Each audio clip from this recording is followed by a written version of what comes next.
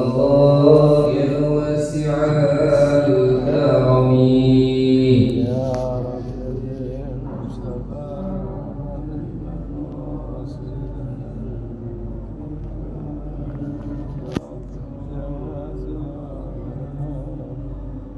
مولاي صل وسلم دائما أبدا على حبيبك خير الخلق كلهم يا رب المصطفى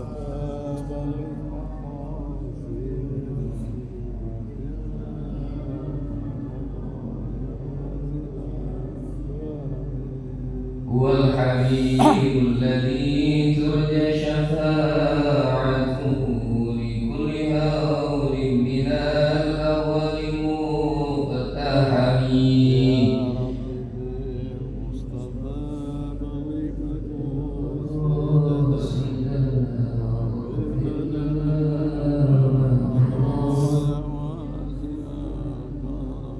اللهم صل وسلم وبارك عليه وعلى آله. الحمد لله الذي أرسل رسوله بالهدى ودين الحق ليظهره على الدين كله وكفى بالله شهيدا. أشهد أن لا إله إلا الله وحده لا شريك له وأشهد أن سيدنا محمدا عبده ورسوله لا نبي بعده. اللهم صل وسلم على سيدنا محمد وعلى آله وصحبه أجمعين. قال سبحانك لا علم لنا إلا ما علمتنا إنك أنت العليم الحكيم. فيا رب اشرح لي صدري ويسر لي أمري واحلل عقدة من لساني يفقهوا قولي. أما بعد. Hadratul kiram wal muhtaram, para alim, para ulama, para kiai, para sepuh, para ustaz, ustazah, wabil khusus Bapak Ketua DKM, Bapak Dedi Gazi beserta jajarannya, dan kepada para bapak, para ibu yang dimuliakan oleh Allah Subhanahu wa taala. Yang pertama, marilah kita panjatkan puji syukur kehadirat Allah Subhanahu wa taala, yang mana Allah telah banyak memberikan nikmat kepada kita semua. Mukadimahnya kebanyakan. Kita bersyukur atas nikmat Allah yang telah Allah berikan kepada kita. Contoh saja yang mungkin kita sering abaikan, nikmat oksigen. Nikmat oksigen ini sejatinya sebenarnya sangat besar sekali untuk kita. Coba saja kalau nikmat oksigen Allah cabut 5 menit atau 10 menit. Nikmat oksigen yang free dari Allah Subhanahu wa taala itu kalau suruh berbayar di rumah sakit satu hari berapa tabung, Pak? Satu hari itu berapa tabung untuk bernafas? Kalau orang yang sakit di rumah sakit mungkin ratusan ribu bahkan jutaan, tapi Allah minta free. Itu salah satu nikmat yang perlu kita syukuri. Dengan cara apa? Dengan cara meningkatkan ketakwaan kita kepada Allah Subhanahu wa taala, yaitu menjalankan perintah Allah dan menjauhi serta meninggalkan larangan yang Allah tetapkan. Allah hanya minta itu, tidak harus berbayar. Nah, kalau kita berbayar, orang yang kaya sekalipun gak akan sanggup. Karena oksigen itu kebutuhan pokok kita. Kita bangun tidur, yang kita lakukan baca doa. Itu salah satu wajib syukur kita kepada Allah Subhanahu wa taala. Doa bangun tidur masih ada yang hafal? Pak, Bu, jangan langsung minta kopi ini. Bu, kopi, bangun tidur langsung minta kopi. Alhamdulillahilladzi ahyana ba'da ma amatana wa ilaihi nusyur. Itu salah satu bentuk rasa syukur kita kepada Allah bahwa kita telah dihidupkan dari tidur itu seperti mati, Pak. Dari tidur kita dibangunkan, kita bersyukur masih bisa hidup lagi, masih bisa bernafas lagi. Dari bangun tidur nanti kita sudah harus bersyukur kepada Allah Subhanahu wa taala. Maka dari yang pertama, mari kita tingkatkan rasa syukur kita dengan cara menjalankan perintah Allah serta menjauhi segala larangan Allah. Salawat dan salam tercurahkan kepada junjungan kita Nabi Allah Nabi Muhammad sallallahu alaihi wasallam beserta keluarganya, beserta sahabatnya, dan semoga kita menjadi umat yang senantiasa menjalankan sunnah-sunnahnya, dan semoga kita menjadi umat yang mendapat syafa'atul uzma di hari kiamat nanti. Amin ya rabbal alamin. Ma'asyiral muslimin rahimakumullah, Bapak Ibu yang kami hormati, alhamdulillah pagi ini adalah hari ke-17 Syawal.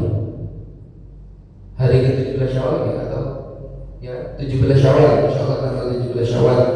17 Syawal masih suasana Idul Fitri, masih Syawal. Jadi pengajian ini kemarin kita saya tadi ditanyakan sama Ustaz Tanto itu. Ini bahas apa? Bebas Ustaz saya. Berarti halal lebih halal. Ya. Jadi kita bahas halal lebih halal. Jadi di Syawal ini kita sudah meninggalkan atau ditinggalkan bulan Ramadan kemarin. Kita bahas bulan Ramadan. Bulan Ramadan adalah bulan pendidikan, bulan madrasah, yang mana kita dididik dan mendidik diri kita sendiri selama sebulan penuh untuk mempersiapkan 11 bulan berikutnya. Jadi mempersiapkan untuk kehidupan 11 bulan berikutnya dalam satu tahun. Yang mana dalam bulan Ramadan ini, dalam bulan Ramadan yang kemarin itu, kita banyak memperoleh pendidikan. Contoh saja ibadah puasa. Identik bulan Ramadan ini adalah bulan puasa Ramadan.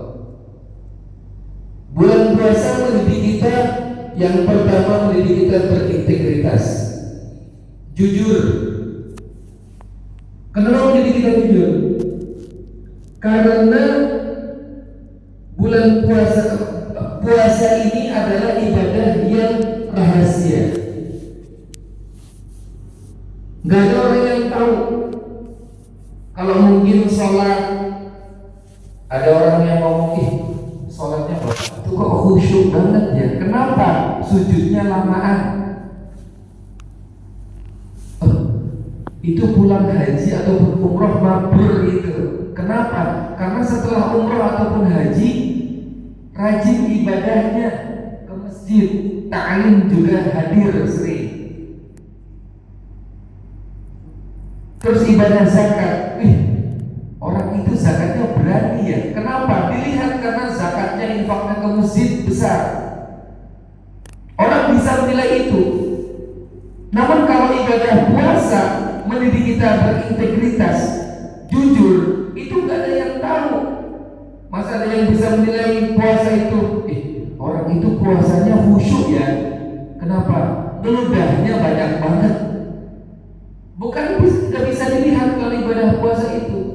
Hanya dirinya dengan Allah Subhanahu wa ta'ala. Bisa jadi dalam siang hari kita masuk kamar, makan 2 piring, keluar kamar, kita sempoyongan jalannya, aduh sahur sama tempe goreng doang. Teman percaya. Namun bukan itu maksudnya puasa ini. Kita mendidik untuk kita berintegritas, jujur, untuk mempersiapkan bulan setelahnya, bulan Syawal, Dzulqa'dah, Dzulhijjah, Rabiul Awwal, Rabiul Akhir, dan selanjutnya. Itu mendidik untuk kita jujur, bukan hanya bulan Ramadan saja yang jujur dengan beribadah puasa tersebut. Kemudian bulan puasa mendidik kita berempati. Berempati itu peka terhadap sesama kita.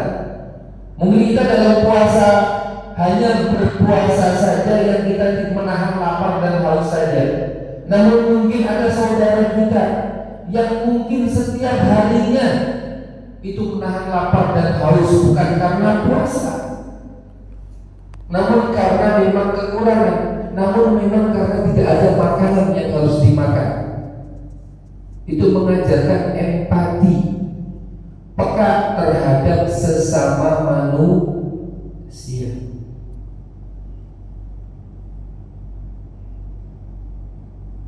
Maka dari itu bulan Ramadan kemarin memang disebut bulan madrasah, bulan pendidikan. Maka dari itu kita terapkan juga, terapkan apa yang berada di bulan Ramadan, kita terapkan di bulan berikutnya, pendidikannya. Kita kebiasaan tadarus Al-Quran, mungkin Ramadan sering buka Al-Qurannya. Jangan malah ketika bulan Syawal berikutnya dan bulan ini, bulan berikutnya sampai 11 bulan berikutnya, Quran ditaruh di rak masing-masing. Selamat tinggal Quran. Bukan seperti itu. Namun ketika bulan Ramadan mengajarkan kita selalu baca Al-Quran, bertadarus Al-Quran setiap harinya, setiap waktunya, setiap setelah sholat rawatib kita baca Quran, setelah sholat 5 waktu nih kita baca Quran, sebelum sholat kita baca Quran. Itu mendidik kita agar terbiasa di bulan berikutnya. Dan kita laksanakan itu juga, bukan hanya di bulan Ramadan saja.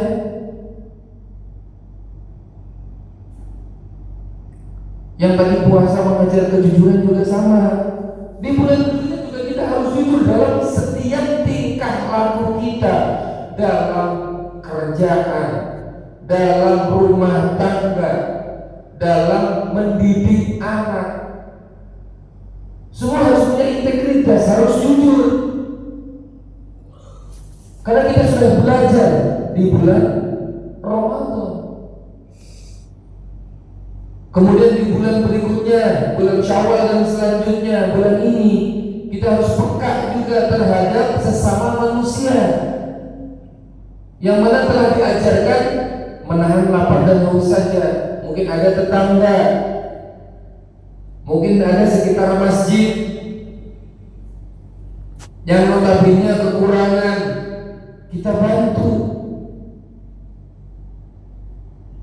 kita kirim makanan. Sebisa memang itu orang itu sering puasa. Karena apa? Karena memang makanan gak ada di rumah, kurang makanannya. Mungkin tergolong lapar asnar, bisa fakir, bisa miskin.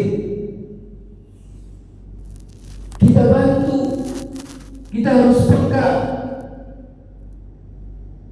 bukan kita memilih-milih. Contohnya, ada orang sakit, dibantu untuk ke rumah sakit, tapi karena berbeda golongan, katakanlah yang sering Indonesia terjadi, beda partai deh, ditanya dulu partainya apaan ya itu ya. Kalau beda partai, ogah nganterin ke rumah sakit. Tidak boleh seperti itu. Membantu aja tidak pandang bulu, golongannya, organisasinya A, ini organisasinya B, milih-milih. Tidak boleh seperti itu. Bulan Ramadan mengajarkan kita harus peka terhadap sesama manusia. Kemudian setelah bulan Ramadan kita sudah dididik, banyak kegiatan, banyak ibadah yang mendidik kita. Tibalah di bulan Syawal kemarin, 1 Syawal, walaupun ada perbedaan, ada yang bulan Syawalnya duluan, ada yang bulan Syawalnya esok harinya, ada yang cuti pemerintah, ada yang tidak, ada yang lebih 2 hari duluan malah tuh, yang saya lihat di media.